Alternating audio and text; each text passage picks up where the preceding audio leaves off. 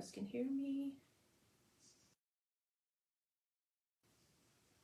My mic, I'm trying to go live from the iPad this time instead of the laptop. Checking my settings.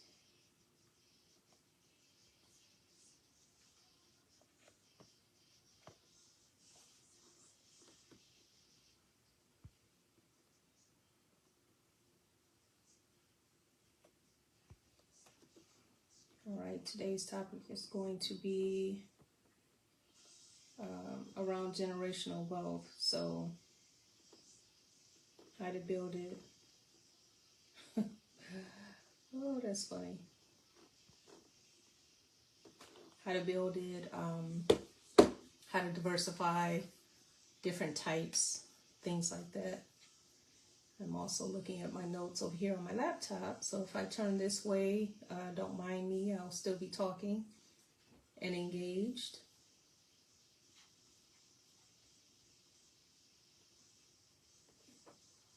Okay, hold on. Get rid of this stuff. Trying to make sure I can see comments.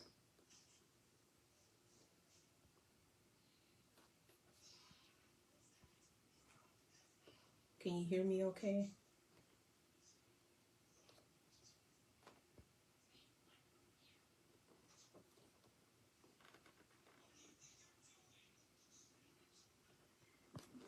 Yeah, I don't know which experience I like better.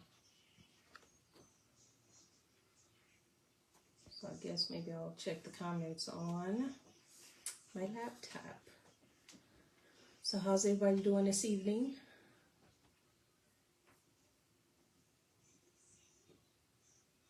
Give it a few minutes before I dive in.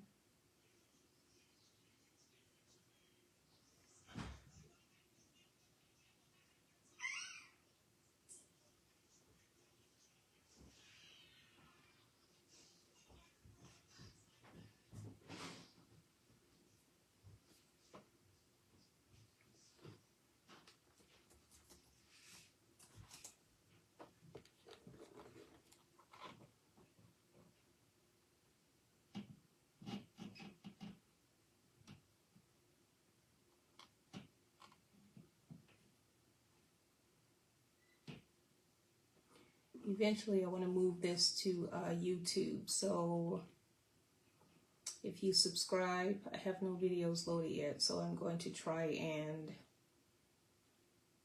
reload that recording from last week over there, or 2 weeks ago. Yeah, 2 Fridays ago. And because that's my preference, is to do this on YouTube versus Facebook Live. But I'm checking my messages.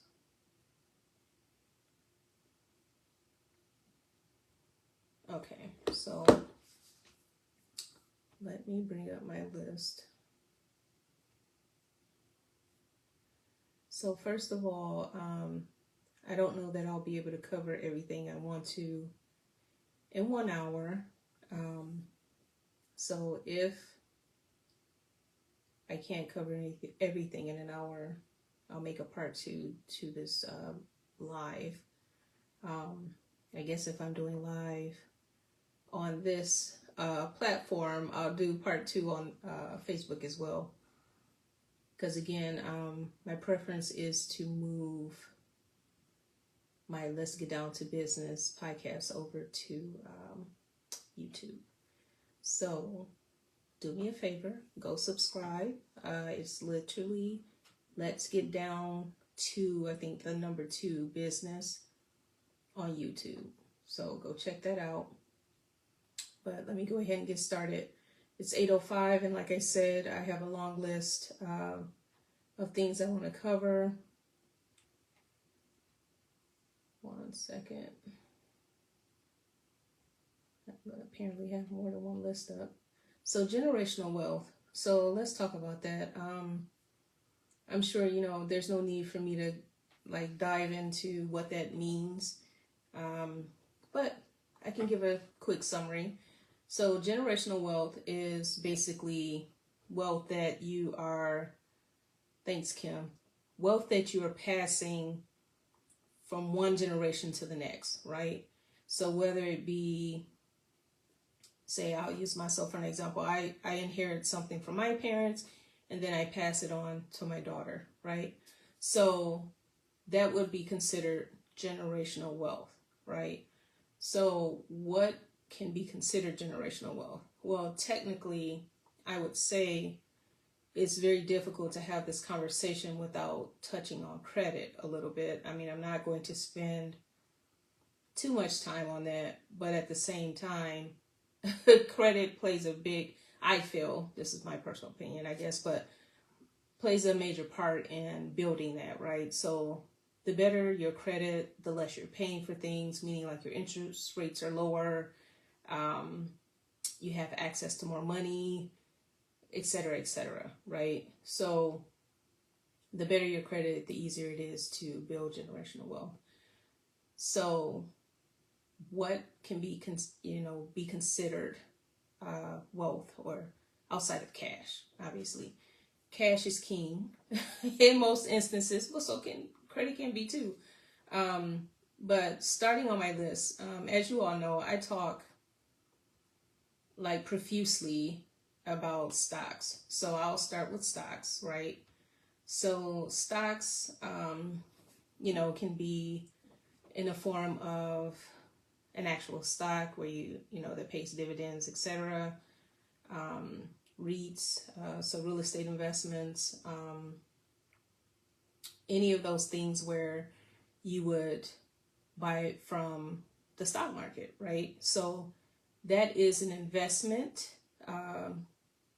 that you can create a portfolio and then you can pass it on to your child or a person, whomever you leave it to, right? So, and I'll kind of briefly touch on, as I'm talking about these things and building trust and things like that, because you can leave these assets to your children or others in a trust, right? But again, stocks, I talk about them all the time. So really, if you have any questions on that, I can talk to you on the side, but I am a big fan of stocks because guess what? That money is forever. It grows. You don't have to touch it all the time. It may or may not pay dividends. Some people only buy stocks that pay dividends. I have a mixture of both. That is an investment that I created for my daughter when I forgot what age, but she's had hers for a few years easy now. And for her, so 2 examples. So generational wealth, say, I don't use up all my funds from my stock. I don't cash anything in or anything like that. And the money just keeps growing. I can leave my portfolio to my daughter in her trust, right? But her portfolio is hers, right? Until she, gets older, has children, or, whatever she wants to do with it, she can retain it for herself or she can pass it on to her children, right? So my portfolio, I'm a blend of risk and risk adverse. And hers is way more riskier because she's only 9, right? So I have many years for hers to build and grow, right? So the more time you have for your portfolio, the better, right? Because you're earning that compound money. So it's, the dividends, we don't take any of that out, meaning myself or Khaleesi. We just roll that right back in so that you're also basically purchasing more stock. So when you buy stock, for those that don't know, it gives you ownership in the company, right? Might be a little slither or it might be a slice of the pie, but when you own stock, you own a piece of the company, whatever that company is, And again, not all companies are public.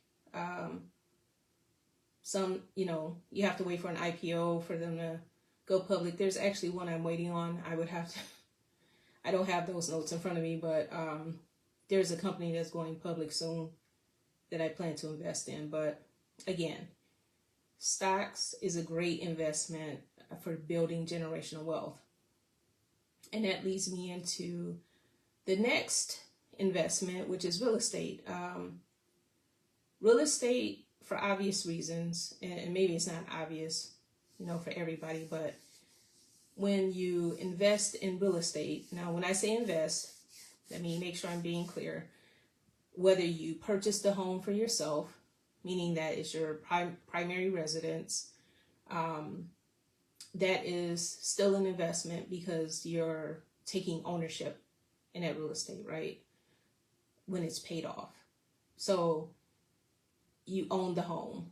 Now, when I say pay off, meaning like free and clear, but then you may purchase the home and have all intentions on moving out of that home, like say in a short period of time, maybe 5 years, and you want to use it to rent it out or Airbnb, which is probably not a good investment right now.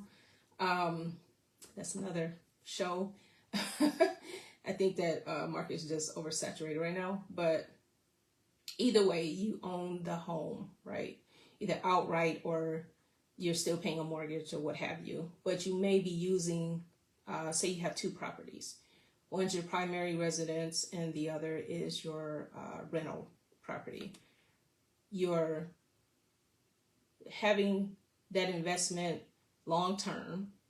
Most people, when they buy homes, they're not paying cash, right? So you have that home long term. You can then, like say you start off, you buy your home, you're married, you have a house full of kids, but then everybody grows up and moves out. You probably, not saying you have to, but you may want to downsize, right? But maybe you don't want to sell your home, you may rent it out. That's an investment, right? Rental property, you're taking that income, either paying the mortgage and some, or maybe it's outright, free and clear. You only have to pay for repairs or if anything happens. But either way, real estate is an amazing investment as well. And again, how it ties into generational wealth is you can pass that home down to your children, your children's children, so on and so forth. In our community, a lot of people call it, say, Big Mama's house. You might still live in Big Mama's house, right? Or someone in the family may still live in Big Mama's house. But again, real estate, I would say top 3 for sure when it comes to building generational wealth. Because again, that's something where once it's paid off, you don't have to pay rent. You don't have a mortgage anymore. You're just paying taxes, etc. That's, ideal, right? And again, it just depends on what you are looking to do when you invest in real estate. And as you all know, there's tons of people that are real estate investors and they have no intentions on ever living in a home. It's just to either buy it and tear it down and build new from the ground up, or buy it to, flip it, or it's a group of people and everybody, pours in or shares that burden of the cost of the home. And again, you're either renting it out or you're reselling it at a higher value because now you put money into it. Just tons and tons of ways. I could spend probably the whole hour talking about why that's a good investment for yourself and your generations behind you. But another one that is, I think a lot of people, I'll say in our community, don't realize is that you can also use life insurance as an investment, right? And build generational wealth. Now, again, I'm not the expert. I'm actually hoping eventually I can get somebody I just met through somebody else's comment on social media. She seems very knowledgeable to speak on this, but I will speak on it very briefly. And to my knowledge is that, I don't want to say we all know, but there are different types of insurance policies, right? You have term, you have whole life. There's a third one that's slipping my mind. Somebody who wants to drop that in the chat. But typically you either buy term or whole life. I think universal. Okay. So you buy one of those policies, and term is, and I apologize, I'm looking at my phone. Term is somewhat self-explanatory. When you buy term insurance policies, they are for a term. So you can buy a policy for 10 years, 20 years, 30 years. Usually I think 30 years is maybe 40. Is usually where people go, depending on where you are in your life, I guess. Is probably the best way to put when you would decide to buy 10, 20, or 30, or 40. Now, I will say this, that term life insurance is typically cheaper, right? So that will give you the difference in why you would buy, say, a term life policy over whole life. And I'm not, please know I'm not trying to sell you either way. You should probably talk to your agent or whomever to make those kind of decisions. So I'm not trying to sway anyone either way. This live is for educational purposes only. And but I am stressing that there needs to be, I guess, more conversations around these type of things, because a lot of times people just don't know, so they don't act on things. Meaning, like, insurance policies, it's not just, or it doesn't have to just be because, or used to bury you, or funeral expenses, or, you know, obviously you want to use some of that for that, but you buy a policy and it may cover that and some, right? And me personally, that's always my goal. My policy well exceeds funeral expenses, right? Because guess what? Something happens to me, my daughter is the beneficiary, she will get whatever the additional funds, I'll say it that way, that are left after expenses are paid for, you know, and not to be going down too far off the topic of insurance policies, but with that said, you know, say, you know, Lord forbid, she's not an adult yet. I have parameters in place that would prevent her from inheriting all the money at once. So that's another key. And hopefully I have time. I'm trying to be conscious of time. I'm going to cut myself off at 9 o'clock. But the goal would be, you know, whether you have one child, 2, 3, or none, and maybe you want to leave it to charity, you can do that. You might want to leave it to a relative, anything like that. Once that policy is activated, and there's also, you know, usually a death clause, or not a death clause, maybe it is called a death clause. Like if you were to become terminally ill, and your doctors are advising that you have a certain amount of time to live or anything like that. And I'm trying not to get too dark, but that can activate as well. And your policy may be exacerbated or accelerated for payout. But either way, term or whole life, I think everybody needs a policy, hands down. Even if it's a small one, you know, even if it's just to pay for funeral expenses, at least that way you're paying for it and your loved ones are not, right? Because you don't want to really put anybody in a bind, or, you know, have a situation where they can't bury you, or they have to make some difficult choices that, you know, you don't want to put them in that position. But again, insurance policies, there's a misconception as to that not being a tool or an avenue for you to use for generational wealth. If you were to pay for a policy that leaves your child or children $500,000, don't you think that would change? That's a life changer, right? That is a game changer. And again, that is building generational wealth. But before I go on to another topic on this list, I cannot stress enough Yeah, y'all listen to me, okay? I cannot stress enough that when you leave your child money, you have to educate them on how you built that money for them, okay? Because you don't want to leave your child with a windfall of that amount of money and they blow through it all, right? Please, please, please educate your children on what to do with this money to make them more money. Because if you don't, that generational wealth ends with them. That's it. Game over, right?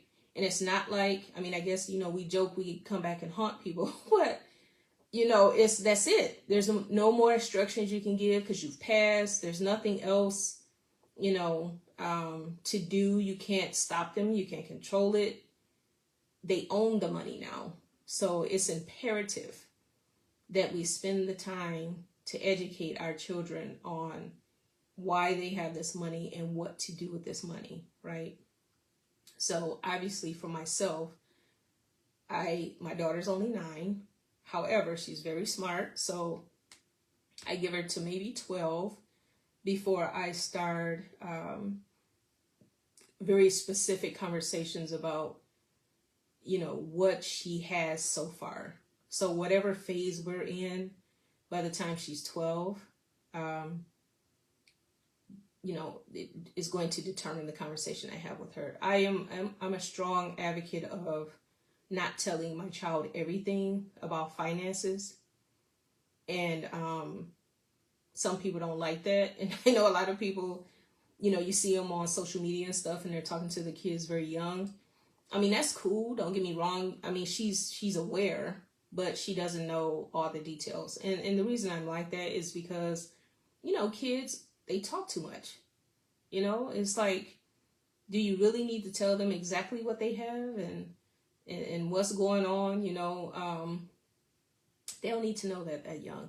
Now, when she's a teenager and she's, high schoolish age, yeah, I want her to understand, because guess what? If something happens to me, she'll know exactly what my instructions are. I mean, not that I don't have people around her that will be able to guide her, but she'll know exactly what my expectations are. She'll know exactly what she should be doing with this money. And when you're young, you're going to blow some money on something. That's okay. I don't care about that. What I care about is that you blow it all and you have nothing to show for it except for a car and probably not even a house. I don't know. Kids these days, they, do things so different. But not have anything to show for it and you have nowhere to live, or you have to sleep on somebody's couch, should not be the move when somebody's leaving you hundreds of thousands, if not millions of dollars, right? So anyway, again, generational wealth, stocks, portfolios, your own, building one for your child. Some people don't realize how young you can start that. It's just a custodial account. Just like a savings account is custodial for a minor. Anything for a minor is considered custodial, right? So they have to have a custodian that is an adult. An adult in this case would be 18 and up. So having custodial stock portfolio accounts, meaning like investment accounts in that respect. Real estate, I'm not a fan of putting a home in a child's name young, because there's some tax benefits, but then there's also some, I'm forgetting the term, but I don't want to trigger anything where my daughter has to file taxes around an investment that I inherited to her. So you have to be careful, and I'll always say this, is that be careful when you're allocating these things to your children to ensure that you're doing it the right way and it's not costing them money, right? So make sure you're taking care of all the paperwork, all the documentation. Like I said, get a trust, living trust, any trust, any type of trust. Wills, wills don't cover everything. This is why I'm stressing trust. I went through this experience when my father passed. You have to pay for some of these things. You have to have the right documentation to even get access to certain things. If your name's not on it, obviously. But, go and do your research, take care of your business, make sure your family is taken care of, because guess what? Once you're gone, you're gone. Whatever's left behind is left behind, and they have to figure it out, right? And I'm sorry, I'm not reading all the comments. Let's see. Yep, land bank, Kim. That's a great call out. There is a land bank, and should be in every county, right? So some are more lucrative than others, meaning like depending on the area, and obviously the cost is going to vary depending on the county. But the land bank, a friend of mine, she bought her first home through the land bank, fixed it up, did all that, and then once she got that all together, she bought another one and another one, right? So the land bank can be the move if you're willing to put in the work, because as you all know, and if you don't know, oftentimes when you buy a home from the land bank, it needs some repairs, and if it needs minimal, it costs more money. It just makes sense. Let me see what else. Yes, insurance policies are a must, and like I said, if because it can get expensive. It can get costly. However, like I said, term life policies are cheaper because they are only meant to cover a certain period of time of your life. And if you were to pass, during that time frame, it pays out like normal. It's just if you buy a 10-year term, that's how much time it's going to cover. From the time the policy is activated or implemented, from that day to 10 years later, that's your policy, right? And after those 10 years, you have to renew and get another one. 20 years, 30 years, like I said, is usually what people choose. But again, depending on your budget and your finances, that's going to determine what you can and cannot afford. Don't ever overextend yourself, because then I find that when people do that, they just give up and they don't do anything. So don't overextend yourself. Pay for what you can afford, but please, please, please get a policy. And I mean for you, your children. Some people they don't think it makes sense to get one for a child, but guess what? Anything can happen, right? Again, God forbid, but cover yourselves. You, your family, especially if you're the breadwinner. If you're the breadwinner, and if something happened to you and the money's gone, because it stops instantly, you want to make sure your family can supplement, at least for a while, maybe not forever, but to get through that time until they can figure things out. Whole life, because I don't think I went into detail, but whole life is your entire life. It's that simple. So term is a term of years, and whole life is whole life. So until you pass. And again, those are more expensive, not meaning super expensive, just saying more expensive than term. And again, these are things that I don't think we talk about enough in our communities, and people need to get it together. Don't get me wrong. I know sometimes people use GoFundMe's. I am not judging, because guess what? You got to do what you got to do when someone passes away unexpectedly. But that should not be your only source of money when that time comes. Okay? Let's do better. So, moving right along. Did I miss anything? Any questions?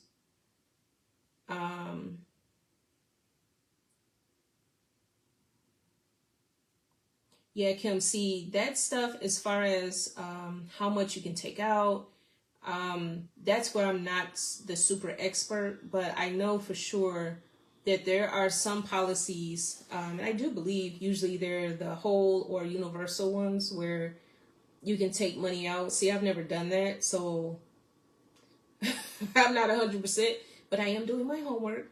But you can take some money out, and it's tax free. And I'll compare it to a 401k, because almost everybody's familiar with a 401k, right? Or Roth IRA or traditional IRA. But in comparison to a 401k, so 401k is tied to your employer, so always think of it that way. It's with your employer, and if you were to leave or say get severance or anything like that, that 401k stops. It's not that you lose the money that you've put into it. It just goes into a fund until you figure out what you want to do with it. So in comparison to a 401k, the reason I'm using that as an example is because typically with a 401k, your employer will allow for you to have or take a loan against it. I know a lot of people, I've done this myself before. You take a loan against your 401k, you set up a payment plan, right? And you pay it back per pay period. And typically, the interest rate is low. So this is why a lot of people will take money against their 401k. I know some people, and you'll hear it, social media is such a influence right now, but some people say, oh, no, don't absolutely not do that. Don't ever take money out of your 401k. But guess what? So do you take money out of the 401k and only pay like 3%, 5% interest? Or do you go get a loan from the bank and pay 8, 10% on a personal loan? Which one? I don't know. The math is mathing for me, so I'm going to do the 401k. Now, obviously, if you don't have enough money to take the loan out, you can take the loan out. But when you build up, I guess I'm going on a 401k. I'm going out of order, y'all. But 401ks, once you build up a certain amount of money, typically your employer will allow you to take, I think the max is usually 50% of whatever your vested amount is. So you might have a $20,000 401k, but if it's not vested, then you may not be able to take out $10,000, right? But if you are, and you're good to go, you've been working there for a while, etc., and sometimes people roll money in, roll it over into, you can do that if you're going from one employer to the next. A lot of times you can roll that money in to the new third-party company, because that's usually what it is, like Transamerica, things like that. You can roll that money over. But either way, typically once you build up so many thousands, and it doesn't have to be 20, 30,000, but after a while you can typically take a loan against it. Now, not all companies allow that, but most of them do. Once you build up a certain amount of money. And also on 401ks, try to make sure I'm hitting all my points, because I know I'm getting, it's 8:34. So also with a 401k, that's also a form you can use of generational wealth. So putting money into a 401k, and please know that I'm a big fan of diversifying. So I'm not saying do just one of these. If you can, do multiple. Okay, so 401k, typically easier because most of us that have money work, or we start off that way, and then maybe we own businesses. But 401k with employers, most employers match dollars. Okay, so no matter what they tell you on social media, anybody that says 401ks don't do it or whatever, I highly encourage you to at least get the matching dollars, or whatever that percent is. The percent can vary. I don't care if it's 1%.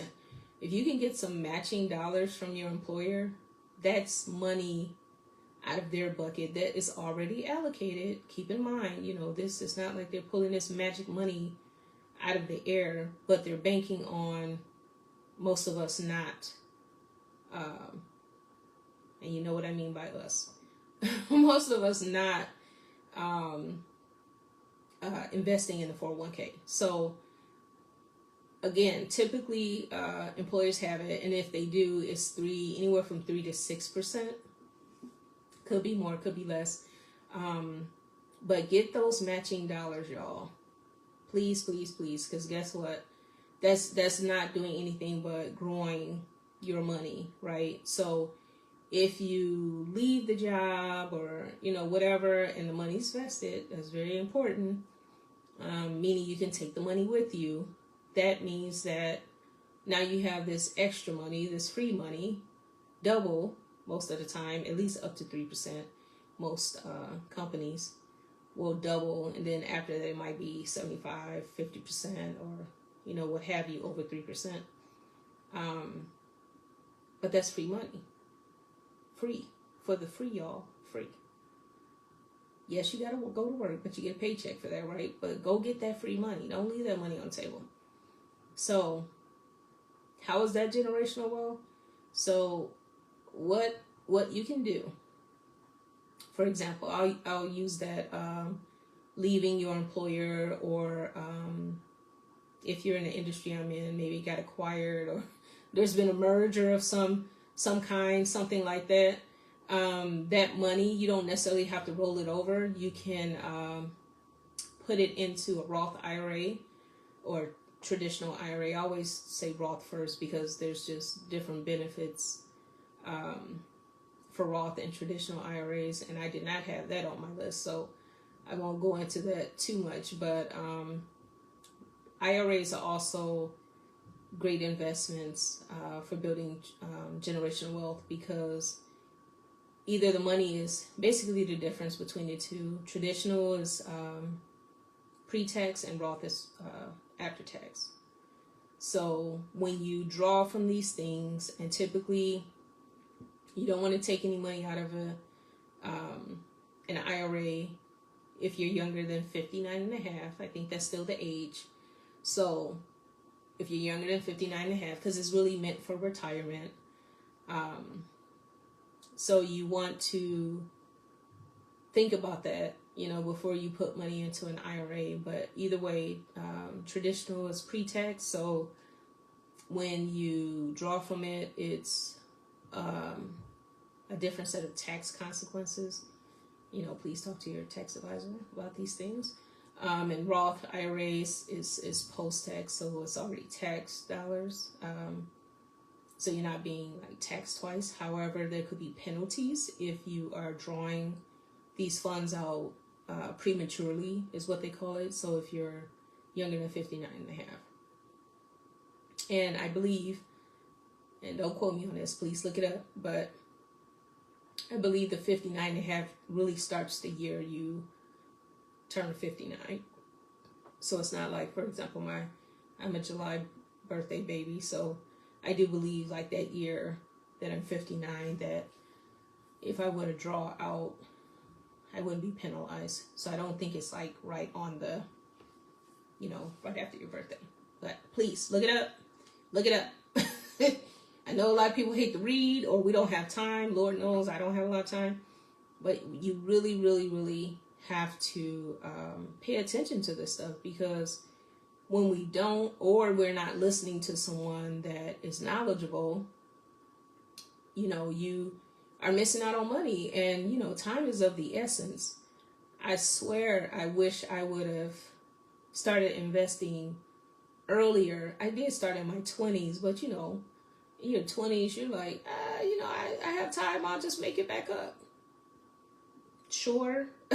But that portfolio could have been a lot larger, a lot more money in it had I not done that. But again, I am a fan of stocks, because stocks are forever. You won't have every business go out of business. And then, as me and my friend Kim, we, bounce a lot of stocks, tickers and stuff off of each other, and talk about what we are investing in or might be thinking about investing in. Did you hear about this? And this company's buying that company. What's the impact going to be on their bottom line, et cetera, et cetera. So it's you have to surround yourself with people who, for one, are like-minded, and if it doesn't have to be identical people. A lot of times, when people say that, that's not the intent. But if you're serious about making money, and when I say making money, meaning like long-term, so you can have something besides Social Security or a pension, which pensions are, for most people, are dead. But, retirement is really what I feel like even my generation should be thinking about. I know we still have time, but you just don't have a lot of time to build that nest egg. Once you get, at this point in your life, it's less time. Not saying it's impossible. If you do it right, you can still do it. You can pull it off, but start early. Teach your kids. Like I said, you have to tell them why you're doing what you're doing and explain it to them. Even if they're not listening that time, they're internalizing it, and you won't realize it until they're an adult. And then they make better money decisions. And, like I spoke about credit, the importance of credit.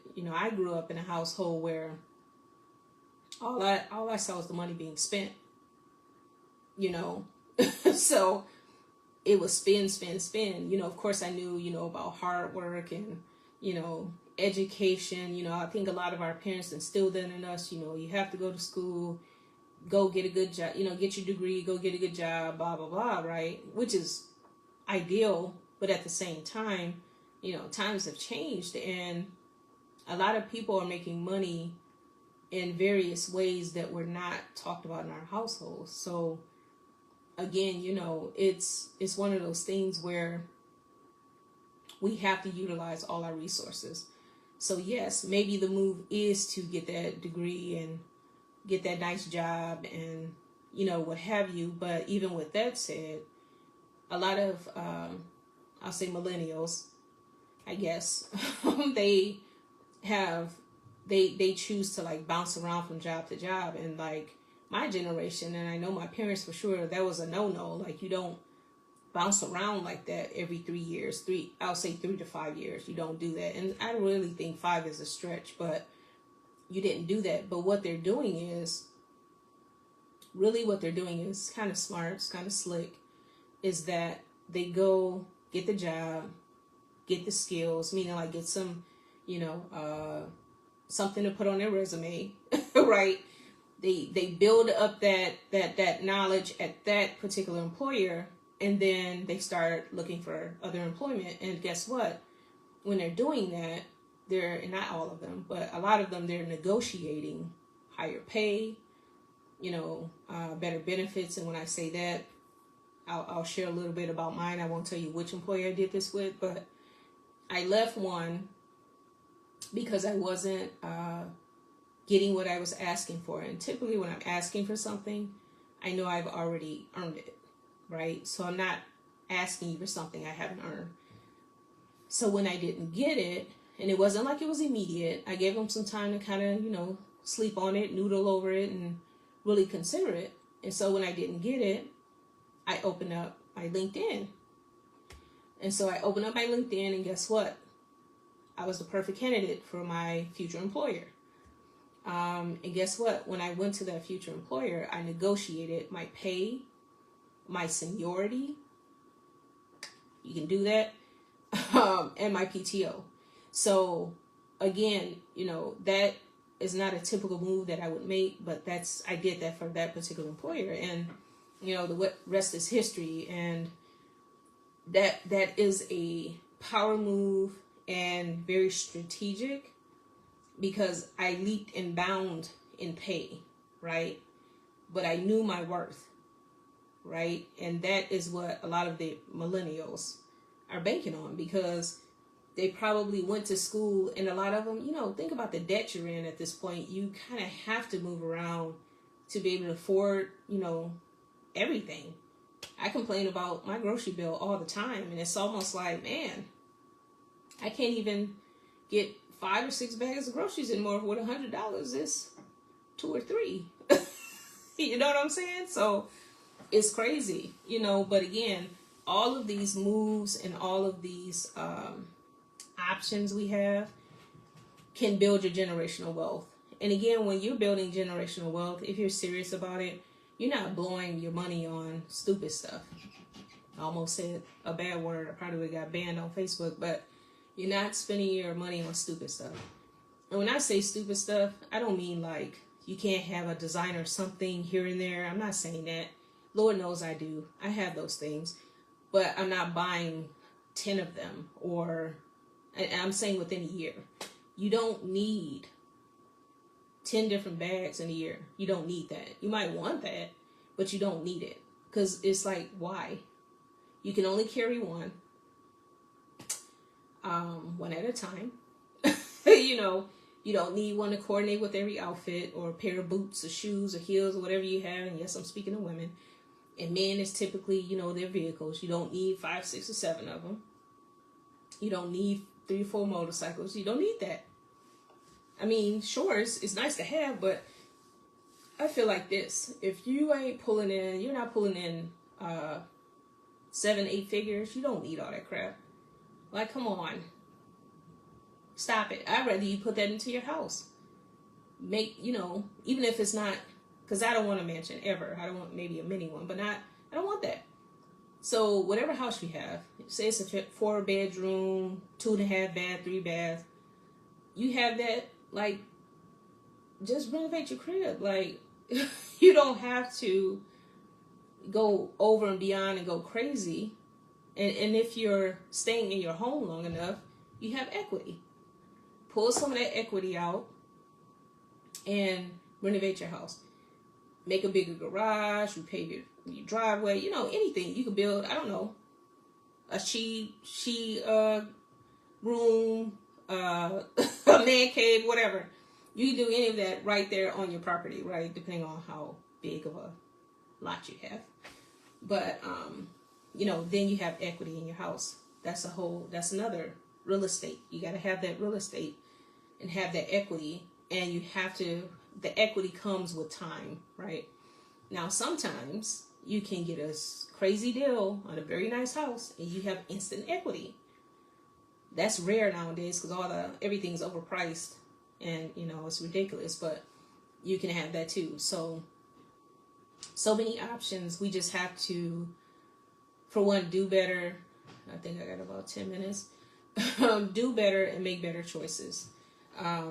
Just really quick, I touched on retirement accounts. That's where your traditional IRAs and your Roth IRAs come into play.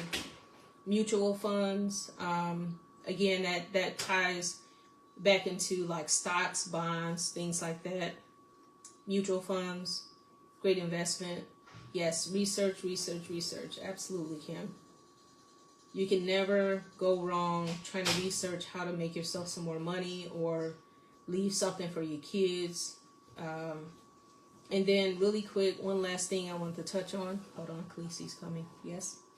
Hi. They can't see you. I know. Okay, I'm almost done. Give me 10 minutes. I want your ice cream. Go ahead, Khaleesi. Thank you. I knew that wasn't going to last, y'all. But, not retirement accounts, but businesses. So as a business owner, that is also, and I think sometimes people don't think of it this way, but when you own a business, yes, Wall Street Tracker, that's my guy.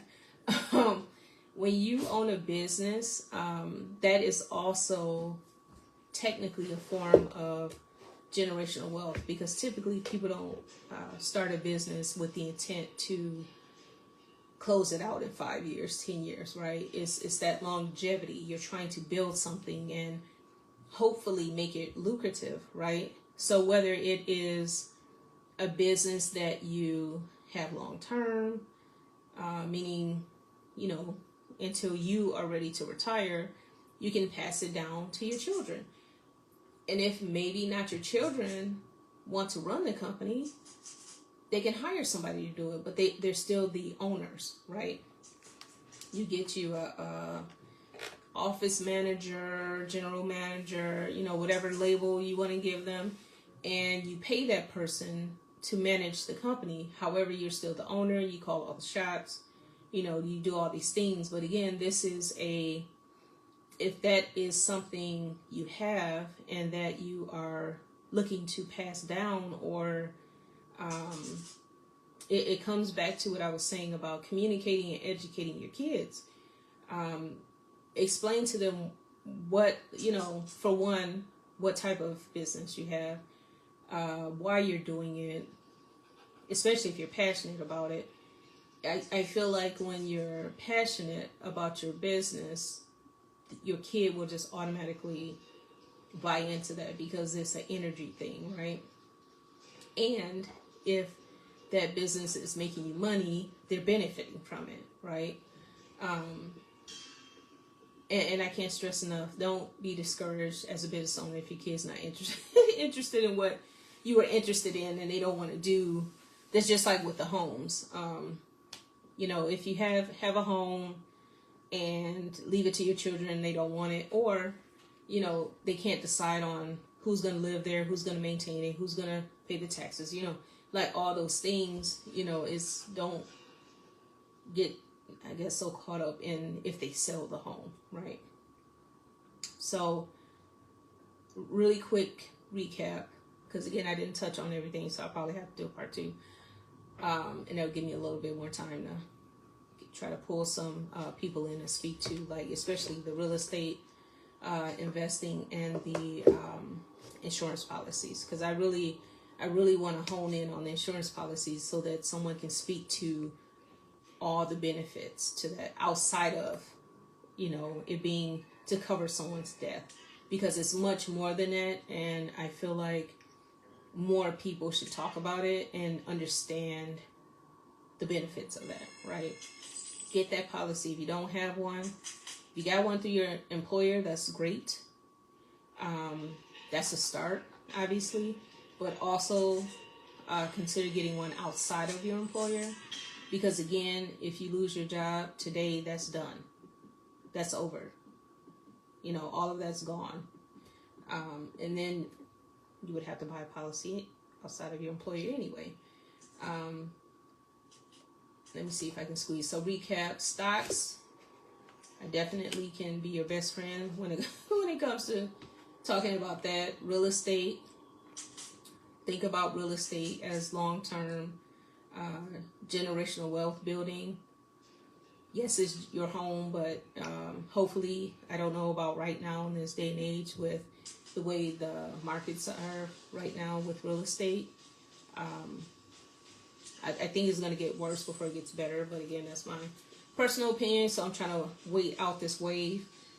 But again, you have a home, hold on to it. Hopefully you can pass it down to your kids, and if not, you could always move out of that home and then into another one, because most, if you're in any type of programs or anything like that, typically you live in a home for at least a year, some are a little longer. After that, you can do what you want, unless you're paying cash, obviously.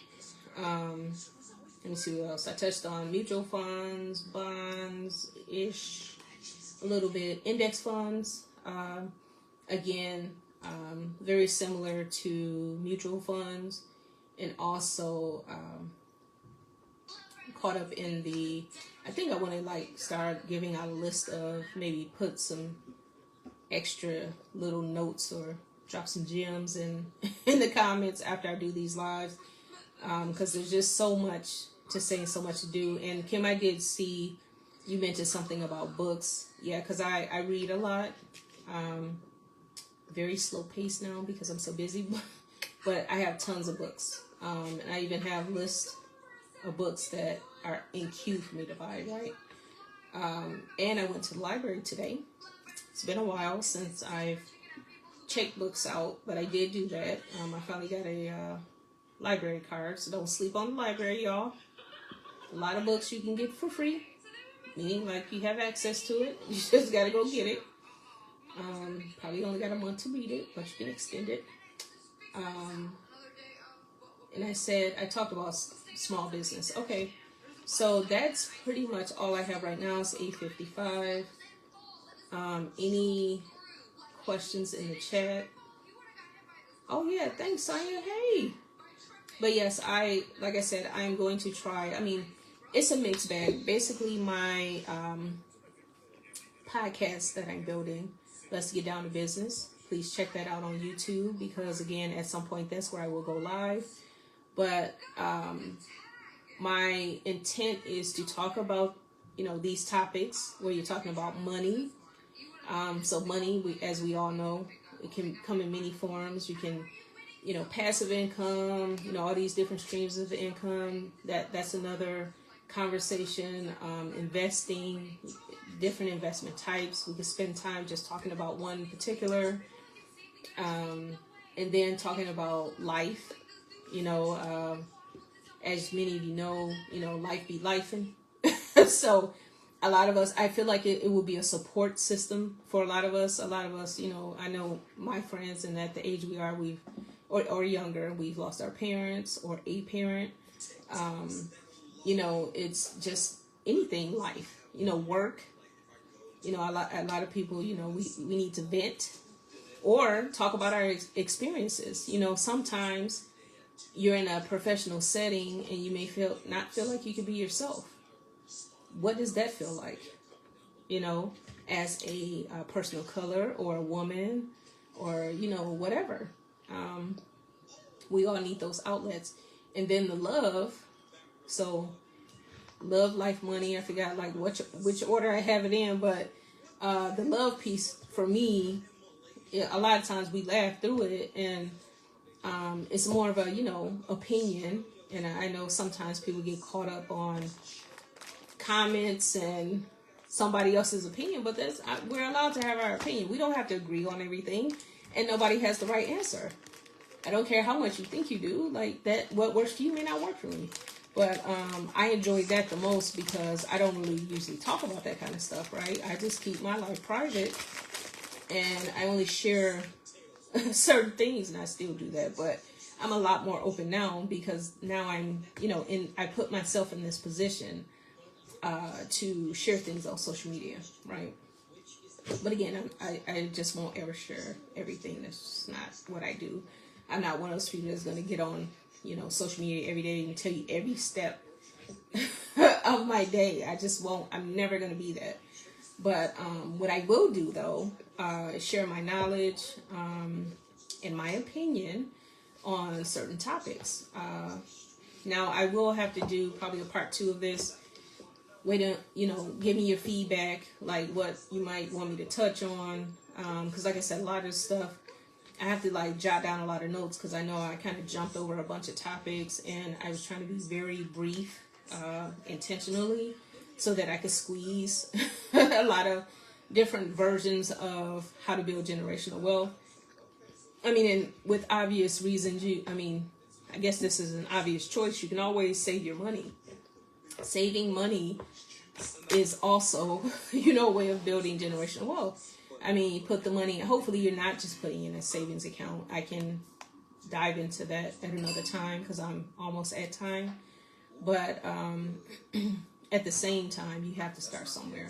So don't let anybody make you feel some type of way because you don't have $100,000 saved, or you don't have your stock portfolio doesn't have, 250,000 minimum, whatever it is, or you can't trade, thousands of dollars at a time. Start small. That's exactly what I did. That's what I'm doing for my daughter. Start small. Hi. And then it grows. It grows. It grows and it grows and grows. You just have to leave it there and let it. And when I say leave it there, I'm using that term loosely because sometimes it makes sense to go ahead and cash something out so that you can then invest in something else. Okay, back up, please. I'm almost done. And then that way, okay, wait until I'm done, okay? So you can cash something out to buy something else, right? So you're not really receiving the money, and I'll talk about this another time, but say you make a profit on a stock and you cash it out to buy other stock. So it's basically you're still using that same money. I know, yes, a little future lawyer. You're using that same money to now buy other stock options, right? So again, we can talk about this all day. I'm passionate about it. I want to see everybody win. I really do. And I have to make an announcement on the student I chose, because I'm trying to pour into other people that are, I do it all the time, but in a different way. I'm trying to pour into a student from the Flint community that grew up what I tried to make similar to how I grew up. It's not identical, but everybody needs help in some form.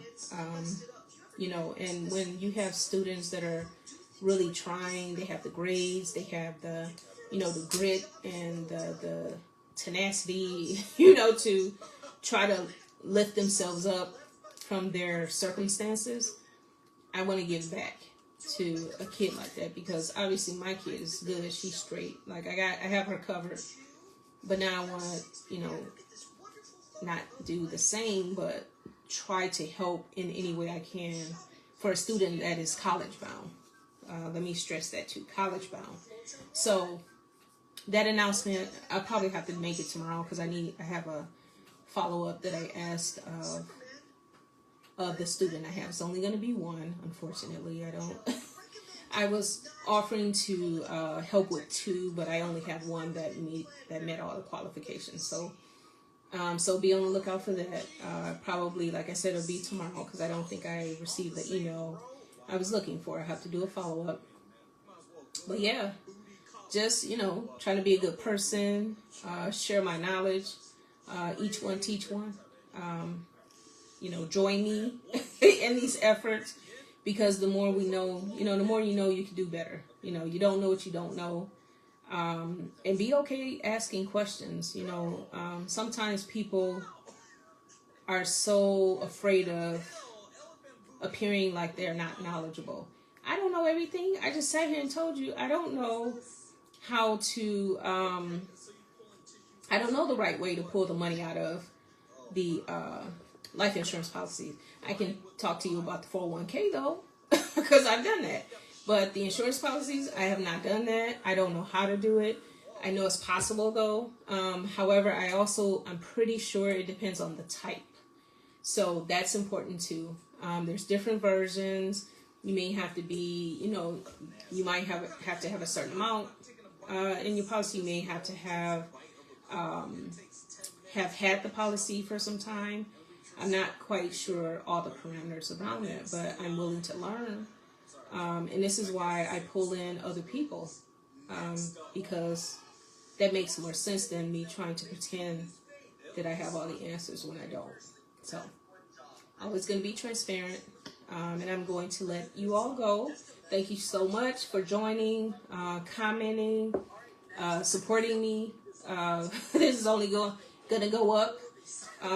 Again, just be on the lookout, or go subscribe to Let's Get Down to Business on YouTube, because again, my plan is to move the lives, because you can go live on YouTube too. So I plan to move my lives over to YouTube, because that is the move. Okay? All right. Love y'all. Have a good night. Be safe. Bye. All right.